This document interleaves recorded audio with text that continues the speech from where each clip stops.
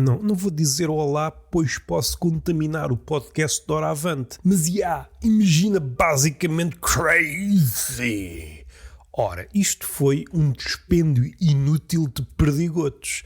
1000 perdigotos morreram em virtude de eu replicar uma forma habitual que, graça nesses podcasts, desses arrabaldes radiofónicos, queira Deus independentes, mas vai-se haver agrilhoados a marcas que queiram chegar-se à frente com molhos de notas virtuais.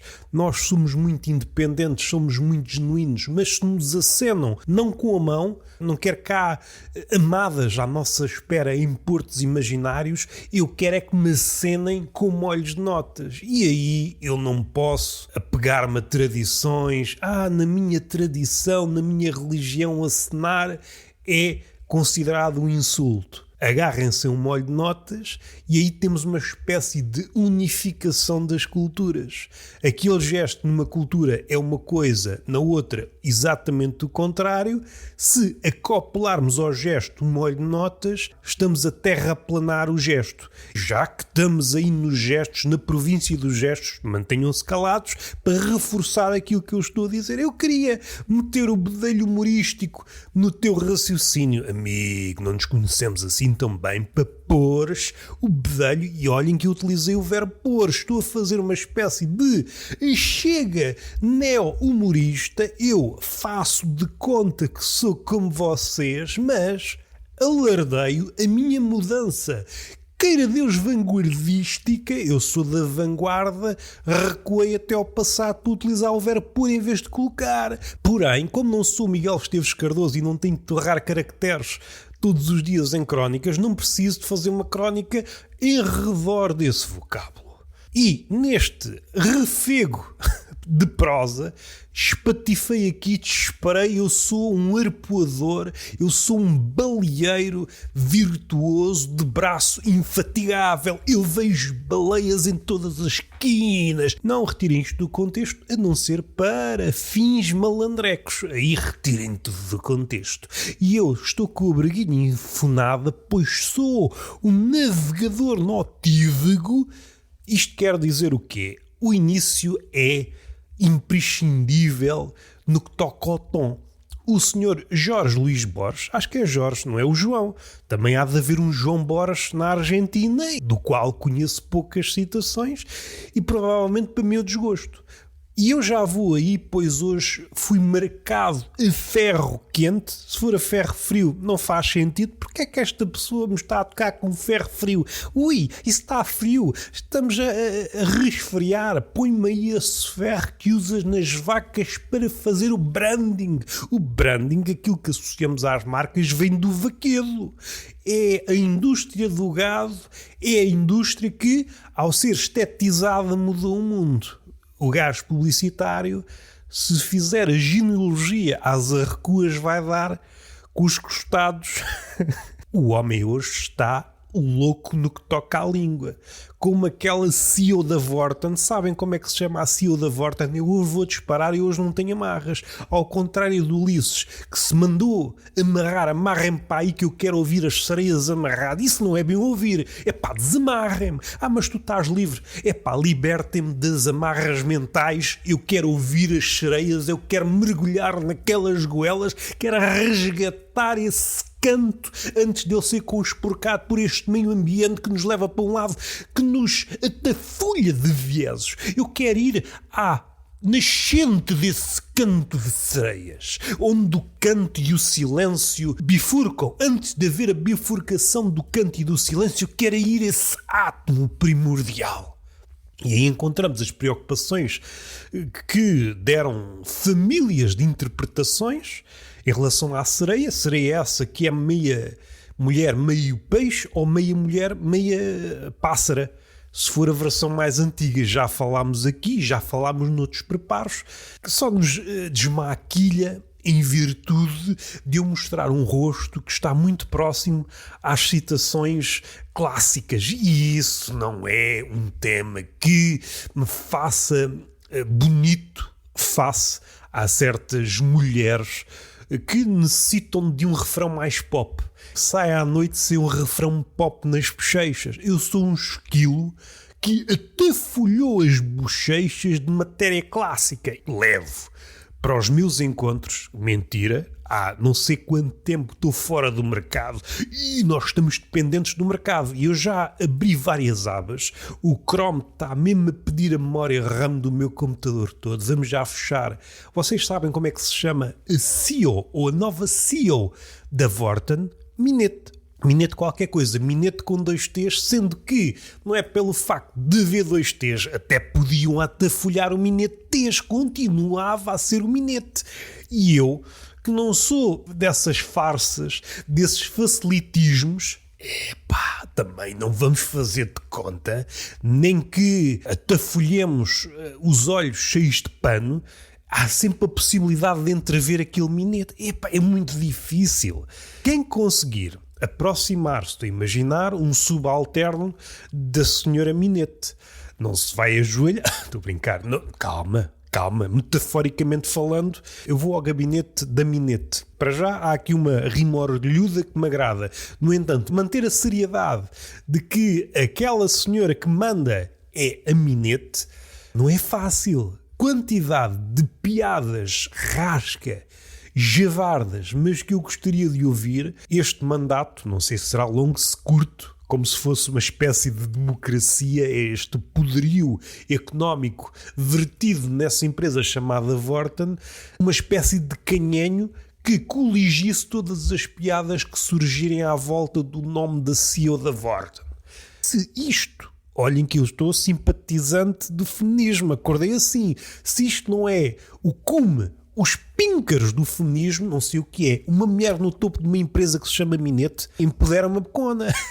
Agora, quando estiver a fornecer serviços às mulheres, com vista ao prazer feminino, que calha a ser isso, outras teorias, o sexo oral com vista a proporcionar prazer na gaja, na fêmea, às tantas estou a pensar no mercado. E eu, numa posição pouco privilegiada, se me fossem tirar uma fotografia, a não ser que fosse a preto e branco, por um reputado fotógrafo, podia dizer estou a empoderar a mulher, ou estou a pensar no mercado, ou, e às tantas estou a pensar na CEO da Vorten. E a Vorten tem tudo mais não sei o quê e agora até tem minetes.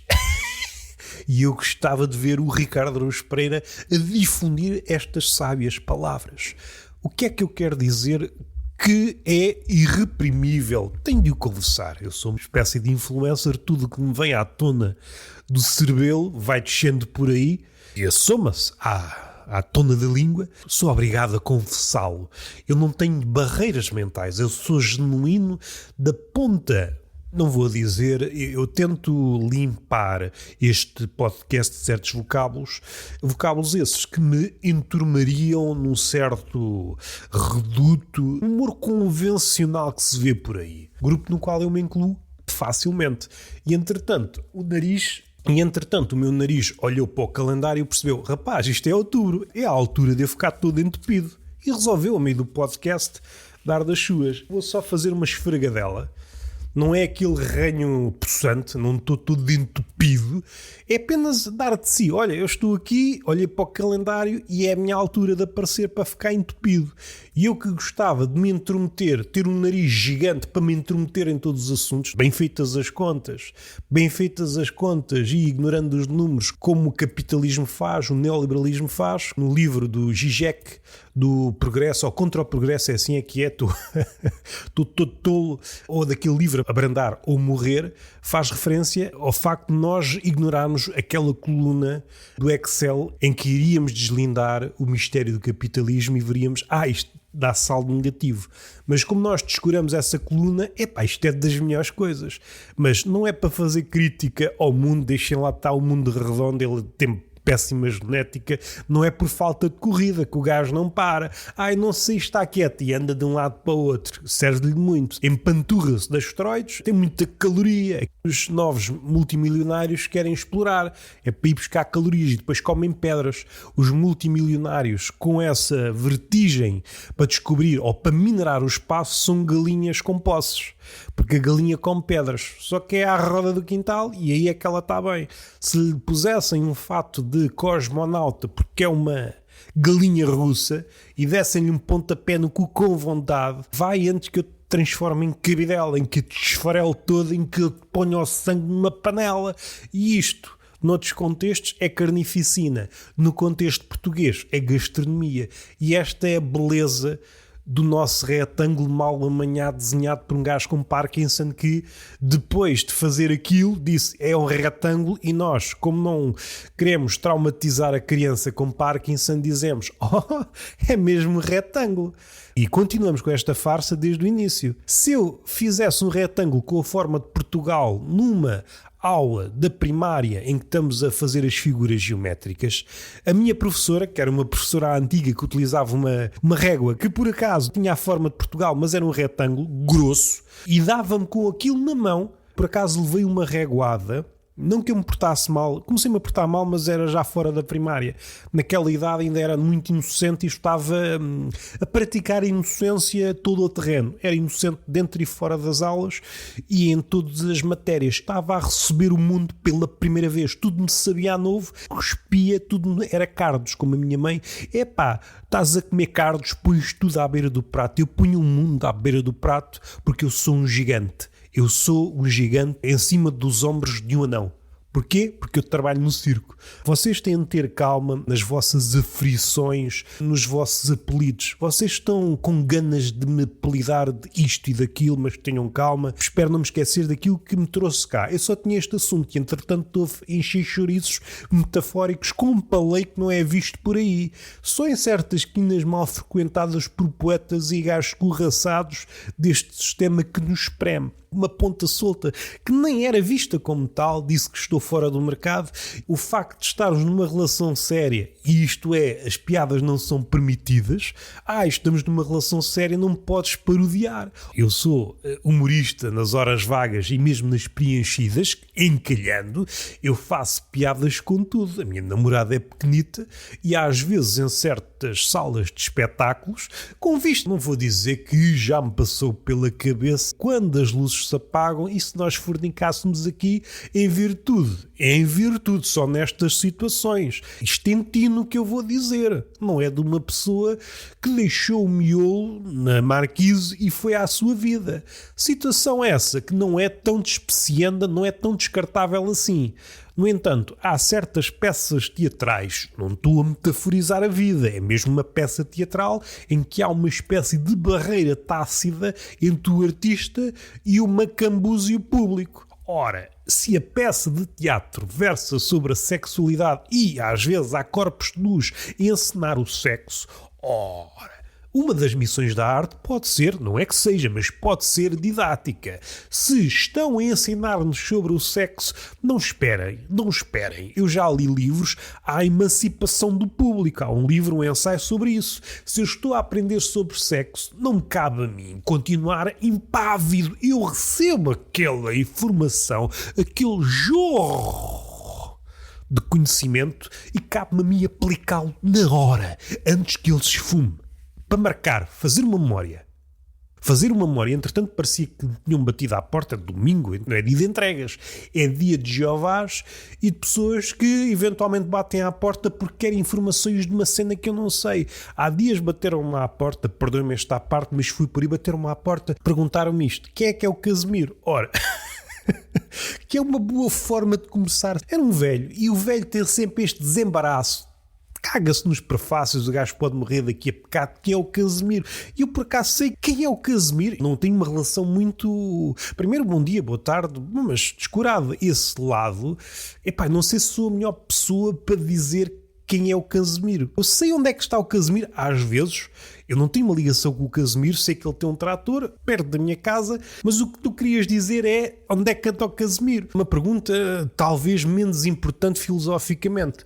E mesmo essa eu não te consigo responder com toda a frieza. Eu, por vezes, se calha a passares num momento logo em que eu vi o trator e sei que o Casimiro está próximo, podia dar-te essa informação. O Casimiro em princípio está em casa, mas se tu sabes da casa do Casimiro e foste lá e ele está lá, não é expectável que venhas à minha casa, uma casa random, aleatória, e batas à porta. Eu quero saber se o Casimiro está, mas tu sabes onde é que o Casimiro mora. E esta é uma das formas mais patafísicas de abraçar o Alzheimer. O velho queria alguém com um trator que se chama Casimiro, que mora perto da minha casa, mas em vez de perguntar se ele está ou não, podendo ir à casa dele, que é 2 casas acima, vai a uma casa aleatória porque talvez tenha confundido e pergunta-me que é o Casimiro. Ou seja, dislexia com Alzheimer, com tempo a mais, causa estes cenários que muito me agrada. Caso contrário, não tinha esta informação para vos dar. Eu estou fora do mercado, dizem-me. Este compromisso faz com que sejamos uma espécie de punk. O facto de eu ter cona residente, o facto de eu ter uma relação séria com alguém, afasta-me do capitalismo. É possível pensar fora do capitalismo quando saímos do mercado via relação séria. Nem o Zizek, nem o Slodržić, nem o Lipovetsky pensam. É este tipo de conhecimento que agarram aqui. E além disso, há várias ideias que eu dei aqui em cima do joelho que o Zizek escreveu naquele livro, o último, Contra o Progresso. É só para verem que o homem tem cabedal argumentativo e volta e meia nas entrelinhas cospe knowledge. Não é como aqueles que dizem QB na TV que ninguém vê. Tomem uma assonância com siglas. Pensam que é só o extense?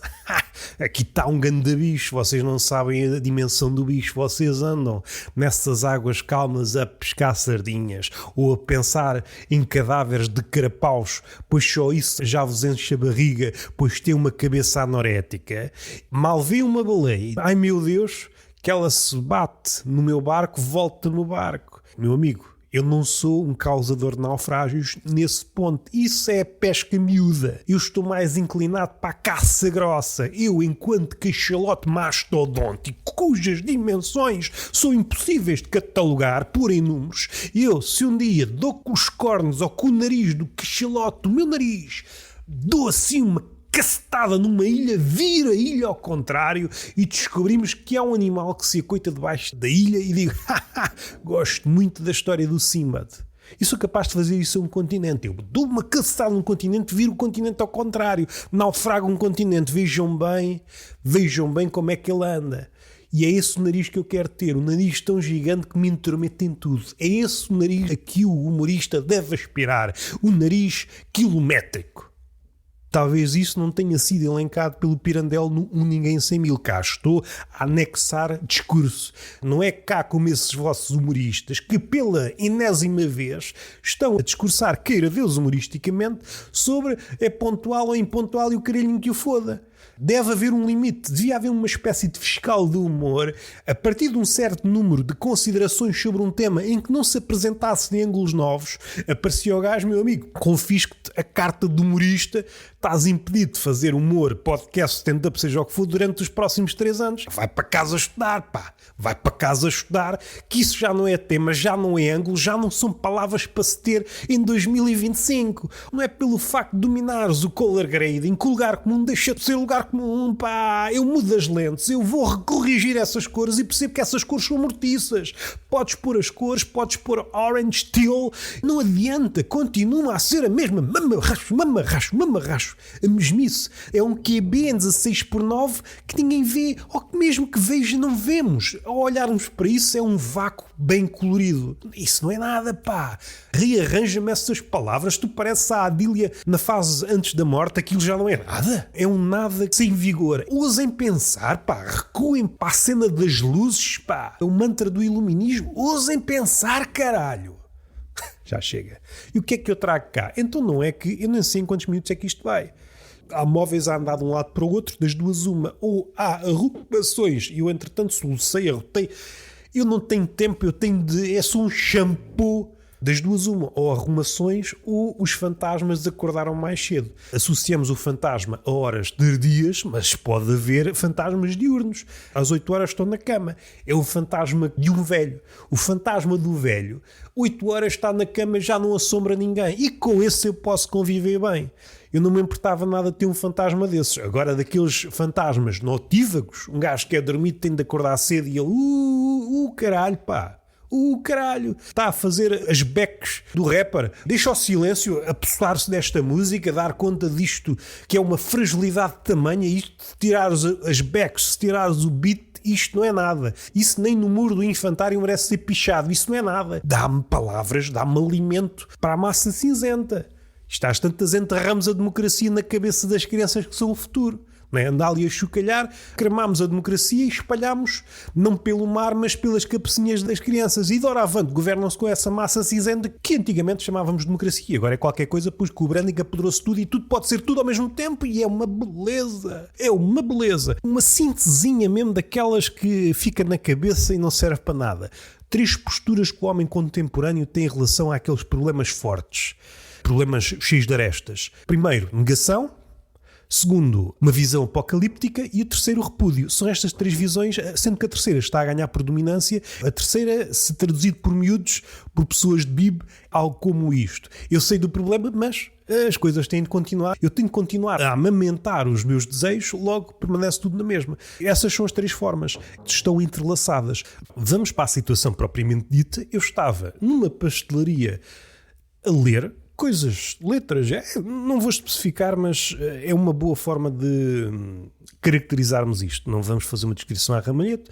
Livros abertos, não estava nas imediações de um ritual para redes sociais, não, nada disso, é mesmo ler sem vontade de publicitar aquilo que eu às vezes faço. Olha o livro, vou tirar uma foto e depois vou à minha vida, está feito, sinto-me realizado. Não tive uma realização, isso são vocês é que realizam para tudo e por nada, são mal acordam, são os realizadores. Não sei onde é que vocês arranjam um orçamento para traduzir as coisas parcamente e porcamente, esquecendo isso. Estava eu a fazer aquilo que tenho a fazer, armado em leitor, e de uma mesa contígua à minha, estava a ouvir uma conversa que inicialmente parecia banal e começou a ganhar espessura, de tal forma que eu não sei se não dá um beat. Só ao contar eu acho que é um beat frondoso e eu tenho de explorar mais porque apontei aqui vários ângulos. A história começa assim. Era uma vez uma senhora que revela ter um medo de ratos. E esse medo faz com que ela atafulhe a casa de armadilhas de ratos, venenos. A casa dela é onde os ratos vão morrer, basicamente. Tinha 13 ou 14 anos e houve um rapaz que vendia ratos. Eu vivo no campo, nós temos as nossas cenas. Nessa altura ela não tinha convivido com um rato, então comprou um rato. Ora, o rato subiu para o cabelo e ela teve medo e então esse trauma instalou-se. Passando estes tempos todos, agora tem 50 anos, talvez, apesar de não ver ratos em casa, ela só para garantir que, mesmo que o rato entre, armadilhou a casa toda. Ora, só isto é uma história muito engraçada de como um trauma, um episódio que parece insignificante, uma nota de rodapé biográfica se apodera da vida toda. Como pequenas coisas, nós avançamos inocentemente em relação às coisas. É um rato, até gosto daquele rapaz, ou um rato, nunca vi bem um rato, olha um rato, eu vou comprar um rato, porquê é que eu ia comprar um rato? Não, olha, já viste o preço dos cornetos, vou comprar um rato. Compra um rato. O rato depois calha a ser um animal com vontade própria, sobe os cabelos, merda. Doravante. Sonho sempre que tenho um rato na cabeça e o rato pode não estar na cabeça perto de mim, pode estar na minha casa, pode estar nas redondezas, então eu atafulho o mundo cheio de veneno. Eu crio muralhas para impedir que os ratos avancem de novo, para não ter aquele sentimento de novo que é um rato a subir pelo corpo acima. Uma espécie de anti-flautista de Hamelin. Não me recordo o final, tenho de reler a história original do flautista de Hamelin. Se ele no fim, não sei se os matou, já não me recordo, isto não interessa nada. E do outro lado começa a haver um olhar, como é que eu ia dizer, primeiro indiferente e depois quase de crítica em relação àquilo que ela estava a dizer, mas muito subtil na medida em que é aquele olhar que já está treinado, poker face de velho, é uma poker face de octogenário. E a velha começou primeiro a não achar graça e depois a questionar e às tantas começa a revelar e é aqui que isto se torna delicioso. Revela, a princípio, não gosta de bater nos animais, fala dos gatos e dos cães, começa a dizer frases como os ratos não têm culpa de ser assim, eles são assim, vieram ao mundo assim. Isto isolado, olha, aqui está um exemplo de uma velha budista que nunca foi ao Nepal, muito bonito. Se vejo tento levá-lo para fora, etc. Ok. E quando é que começa a ficar estranho? Isto é uma história que dá para 30 ou 40 minutos, porque tem aqui vários ângulos, eu vou encurtá-la porque preciso de depurá-la para eventualmente, neste ou noutro podcast, e eventualmente noutro podcast, talvez num Ninguém 100 Mil, peço por ouvir, peço não, obrigo-vos a ouvir, não quero simpatias. Ela disse, eu tenho um fogão cá fora, de propósito, para fazer comida para os ratos. Não sei se o silêncio anterior foi suficiente. Vamos fazer outro. Vou repetir pode ter parecido noutra língua. Tenho um fogão cá fora, no quintal, de propósito para fazer comida para os ratos. Outro silêncio. A outra, que está toda armadilhada, embora os ratos não tenham entrado em casa, ela começa a notar que no quintal, que é um quintal grande, volta e meia aparece um rato. E ela estava, isto deve ser do meu vizinho que tem pomos. E ela tem uma epifania, então é esta puta da velha que me anda a alimentar ratos. Está a gerar uma praga de ratos numa aldeiazinha perto da minha. Moramos muito longe, a quilómetros, e a outra, não. Nós moramos a meia dúzia de metros. A velhota que estava a criar uma ficção de distância dá-se conta, continua a insistir naquilo. E a outra, não, a chamar-lhe à realidade. Se esta fosse a minha casa, eu olhava para ali e via a tua casa. Eu sei o que é que estou a falar, nós somos vizinhas. E de repente outra pessoa, é verdade, somos vizinhas. Já batizou os ratos. Hei de falar mais à frente, mas eu só quero que fiquem com esta imagem. Uma velha que, como nunca bateu nos cães nem nos gatos, os ratos não são menos que os gatos e os cães, logo também não merecem porrada, logo merecem tudo. E então às vezes está a fazer festinhas a ratos. Já os batizou. Não sei, se calhar é a mãe do flautista de Hamelin, ou a filha, não sei. Só que como não sabe tocar flauta, tem um fogão no quintal para eles reunirem-se todos. Ou seja, há a possibilidade da próxima peste negra iniciar-se aqui no Concelho de Silos, no Algarve. Há potencial para isto. Pelo menos historicamente fica muito mais engraçado. A peste negra foi gerada porque uma velha faz comida de propósito para ratos. Tem um fogão mesmo de propósito. Epá, a história de origem vai ser do caraças. Vai ficar muito bem nos livros de história e eu provavelmente sou dos primeiros a morrer. Ou seja, eu vou-te a folhar e a vontade que me dá é saber, e a vontade que me dá, e eu não sei se isto é ilegal, se houver aí juristas, advogados, a vontade que me dá é saber onde é que esta velha mora, encher um caminhão cheio de gatos até cima e despejar lá o caminhão, e agora tratem disso. Tratem disso. Pá, foda-se. E eu fiquei pasmado. E depois outra senhora que tinha fobia a ratos começou a olhar para a minha cara e a rir-se. Nós estamos aqui a desvendar. Ok, é maluca. E a cada informação que ela dava, não, ainda é mais... Não, epá, isto se fosse lançado para o hospício dava mal num manicômio, só para vocês verem o nível. Não sei se é informação que está fresca e estou a achar muita graça, mas eu vou trabalhar isto. Isto é uma história do caraças e eu tenho mais coisas, mas não vou contar. E entretanto saiu um Tertúlia de Mentirosos com o Guilherme Duarte, bom episódio. Falei do Império das Aspas noutra vez, que falámos do livro do Ricardo Aruz Pereira, Cancan, Evangelho, Roberto Gamito. Saíram mesmo muitas coisas. Se um não deu em nada sobre os aviões, e sai o Túnel de Vento, provavelmente sai o que é que eu tenho gravado no Avalanche, sai esta semana, vai sair mesmo muita coisa. Sai um peixe fresco, como eu tenho dito nas últimas vezes, está na reta final. Eu gostava que ele tivesse por volta de 50 episódios e dou por finalizado o projeto. Está a sair com a regularidade de um por mês. Não tenho pressa, eu quero é apenas fixar aquele tom e depois pode dar origem, mais tarde, um ano depois, a um podcast dentro desta esfera da atualidade. É tentar uma forma nova de incidir o olhar humorístico sobre a atualidade. Não me interessa o tipo de humor que se faz sobre a atualidade, eu quero tentar outro. E está feito. Beijinho na boca, sigam-me no Spotify e nesses arrabalos. O meu nome é Roberto Gamito, encontro-me nas redes sociais e até à próxima. Não podia deixar de ser palmada pedagógica nas nádegas. Era o beijinho na boca. Porra, tu esqueci-me. 700 e tal episódios e esqueci-me. Olha, fica assim. Eu sou genuíno.